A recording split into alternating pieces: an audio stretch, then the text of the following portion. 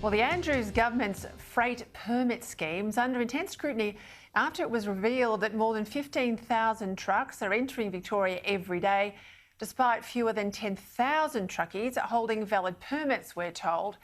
And that's not the only problem. According to the Victorian Transport Association, truckies are experiencing increased fatigue thanks to strict COVID testing requirements, which require them to be swabbed every 3 days. Peter Anderson is the association's chief executive. He joins me now.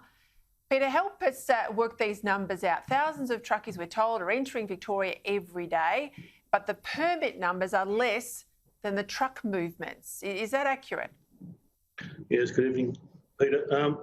Yes, you've got to keep in mind too, there are movements of trucks that go through the COVID bubble or the border bubble, which don't need permits. So what we're looking at here is a mismatch of numbers, but it may not indicate a huge variation in terms of who has permits and who doesn't.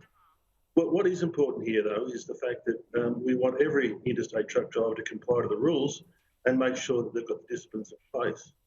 And this can be difficult with the variations in the rules that are being experienced around the country. Look, I know from my time in government, I've never known a more regulated industry. There's huge requirements, particularly for interstate truckies brought in the last sort of 10 to 15 year period. But I guess people are concerned. Victoria went into lockdown on the back of removalists coming out of Sydney. They appear to get nothing more than a $200 fine for not wearing masks. Are you confident that the Victorian government's got that border as tight as it needs to be?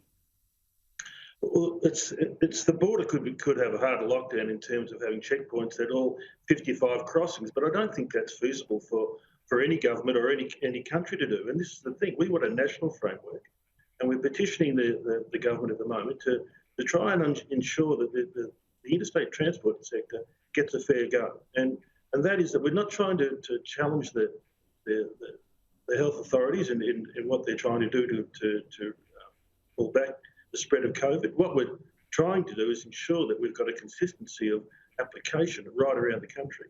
We've got states with a 2-day testing regime. Yep. Go on. Sorry. So just jumping in there, just help me out here. So you're saying that there isn't a nationally consistent regime? Correct.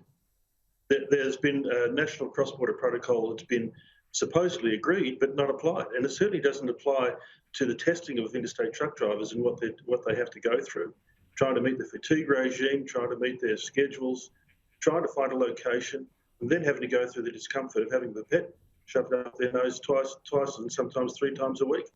It's something that we need to address to ensure that we get consistency of supply. Otherwise, people will start to walk away from their industry. Look, you're spot on, but we're 18 months into this pandemic, and if you're telling me that there isn't even a consistency moving goods around the country, that's a concern. Absolutely it is. We need to ensure that there's confidence within the community of what we're doing. We've had that challenge through this incursion into Victoria of COVID being spread and poor old Victorians having to be locked down for 2 weeks. But the real issue here is the fact that we shouldn't have had one person break the rules. We've had a fantastic record as an industry over the last 18 months, millions of trips around the community, and we haven't been known to spread the virus.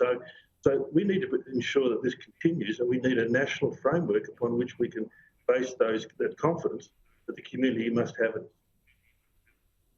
So where is this up to? We know National Cabinet's meeting, it's a bit of a toothless tiger, but when's your next opportunity to thump the table and say, where's this national framework as promised? Well, we're talking to the Prime Minister's office and Deputy Prime Minister's office at the moment. So we're hoping we'll get some sort of formal response in the not too distant future.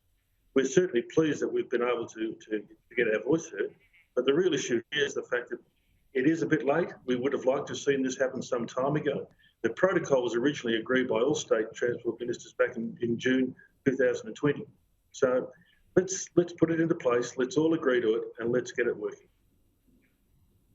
Well, there you go, Peta Anderson from the Trucking Association. The truckies got a bit of bad press today, Peter, but you have just explained it clearly as anything there, that you're on the side of the good guys. This is 12 months of inaction from government. I might make some calls to Barnaby Joyce as well. I'm sure you are. Thank you for your time. Thank you, Peter. Very kind.